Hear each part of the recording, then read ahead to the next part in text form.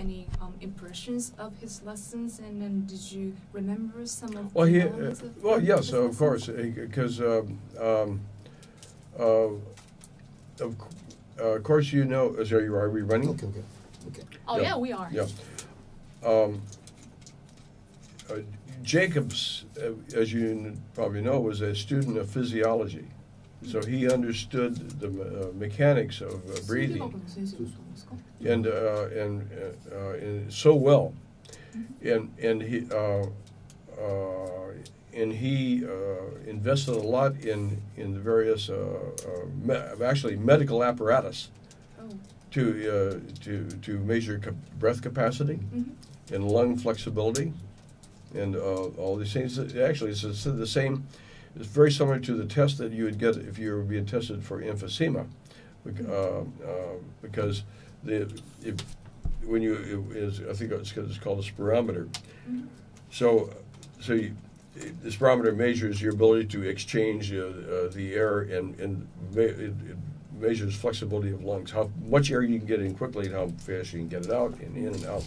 And that's an important element of brass playing, of course, but it's also like if you can't do that very well, at all, like it's heavy smokers, people who smoke for a long time, they can't do that quickly. So that's the first signs of emphysema, which is a very dangerous disease. But Jacob's use of course, was not to test for emphysema, but to test your capacity to get volumes of air in the lungs and out of the lungs, and he had.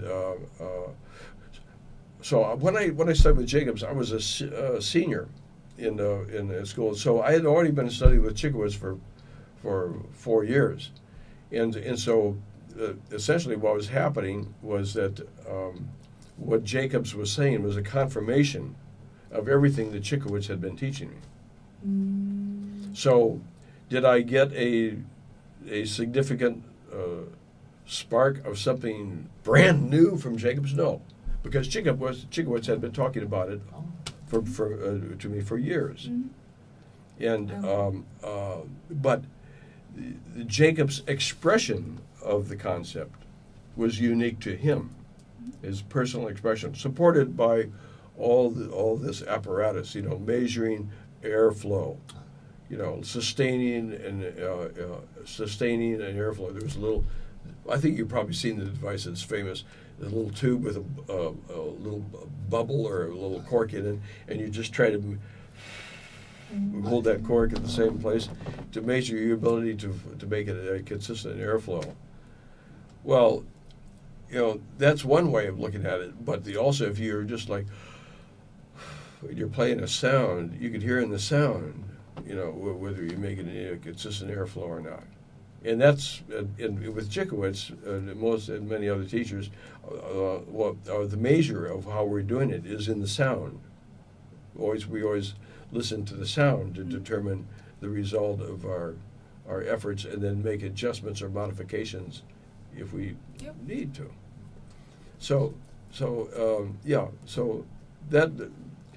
the personal perspective of one teacher actually in Chicago was supported and confirmed the expression of another teacher teaching the same concept.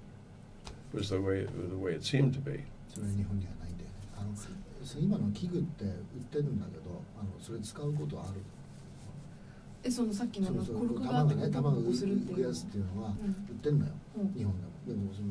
でもそれよりも自分で聞けばサウンドのっていうのはあるので、そんなになんか素晴らしいものをなんていうの啓蒙的なものを得たっていう感じはないんです。Shall we go back to the Toshiko Akiyoshi story? Sure. Okay. Yeah. So you met in Nakano Sun Plaza. Nakano Sun Plaza? That was my first concert in Japan. Right. The Toshiko's band. So that there was more. How? I had been playing with. That was the third year of Toshiko's band. Then you 73, 74, 75, 76 is actually the beginning of the fourth year. Right. So did it? So that was well, the Otsuzumi and the Kozuzumi people were, of course, not non-jazz musicians. So, what was that? Some sort of cultural exchange? Well, not the cultural exchange, but did it? Well, it was a introduction to us, right, the American jazz musicians, of that aspect of Japanese culture, of Japanese musical culture, right, which we had never seen before. Right. So was back then? Well, how American people treated Akiko Akiko Toshiko. Toshiko, yeah. So that's good. In terms of the jazz musicians community, was it what she knew? Was she, well, of course she must be new and different, but how was? Well, I knew about her from Berkeley. She wasn't at Berkeley, but she had already been there. But she, of course, made a very significant impression, and people talked about her. And then later on, the last year, I think I was there. I think Charlie Mariano came to teach there, and so of course he was. They were married at one time, you know. But so what happened in Lou Tobacco was a member of the Tonight Show band, the Johnny Carson show, and the whole show moved to Los Angeles in 1972, and not all the musicians came, but many did, including Lou Tobacco and Snooky Young moved to Los Angeles then, and Ed Shaughnessy, who was the drummer, and of course Doc Severinsen and the band leader, and the whole show, you know, came. It was that was considered one of the best jobs in the music business, because it was 5 days a week, and you know, it was fantastic. So at any rate, so they were in Los Angeles, and I think Toshiko had already done one big band concert at Town Hall sometime in the late 1960s, perhaps. I'm not sure of the date, but so they of course became members of the local musicians union, and they found out that the Los Angeles Musicians Union has several rehearsal rooms. It has about 5 or 6 rehearsal rooms at the time. I mean, they're still, relatively speaking, very inexpensive. So they started to have weekly rehearsals. And I found out about it. I heard about it. I had met Lou on one job one time.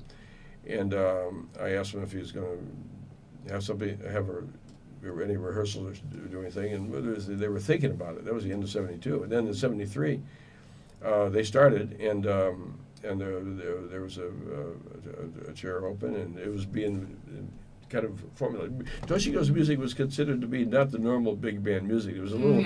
It was for many the older musicians. It was a little unusual, you know, and they didn't readily identify with it. Right. But I knew what it was. I knew the concept of writing she was doing, and because I had studied that in Boston from Herb Pomeroy. So I knew exactly what it was, and I made every effort to get on the band. Was it considered jazz or something new? It was jazz. Well, I considered it jazz, you know, but maybe some other people thought it was a little far out. Maybe I didn't talk to it. I didn't talk to seek anybody else's opinion about it, because I had my own opinion right away. You know, I thought it was going to be something good. Right. Okay. And of course, it turned out to be great. So, you consider yourself as American jazz? You said, well, back around that time, like when you were studying. So, from hearing this conversation, it seems your not the roots, but your not the homegrown, but somewhere you stand upon as American jazz. Yes. So, I want to hear your opinion about American jazz. What is it? What? Of course, I could look up on the internet, and there's has to be so many definitions and everything. But what do you think that is? What? Well, it's I would say too immense to pinpoint, or like to have concentrated, because within the genre there's a history. Right. There's a history, and then there's a legacy. Yeah. In the development of the form, has, of course, taken many roots, and at some point, as many roots as there are personalities. Mm-hmm. So it's really hard to say Right. This it is this Okay. and not this, Yeah. because improvisation is some environment of improvisation is a key element, Okay. and the rhythmic language and harmonic language concepts have developed, and even melodic concepts have Yes. developed in many different directions, Mm-hmm. according to players, Okay. and of course during the modern jazz period, and starting the end of the 40s and the 1940s and the 1950s, all the 1950s and all the 1960s, pretty much, and somewhat even into the 1970s. Developed, many Okay. different avenues, Right. and but the most significant elements to its success during those years were the number of venues and interest that there which supported it, especially in terms of jazz clubs. Okay. I mentioned jazz clubs, not so much that they're nightclubs, but they did provide employment for the jazz musician, but it wasn't just like a one night Right. thing. It was like a week or 10 days at Basin Street West, or a week at the Jazz Workshop in San Francisco, 2 weeks at Shelley's Manhole in Los Angeles. Okay. And the various, and also there were smaller venues, like there was the Jazz Workshop in Boston. There was, several major clubs: Village Right. Vanguard's Village Gate, Mhm. 7th Avenue in New York. They were Right. dotted around the country. Mhm. Cellar Yeah. Door in Yep. Washington D.C. Right. There were so many different places Right. where you wouldn't just play one night; you would play for a week. Now the duration of the engagements is important, because for the bands that were developing and actually performing, when you were playing every night, Mhm. you could develop the music to a much higher performance level. Right.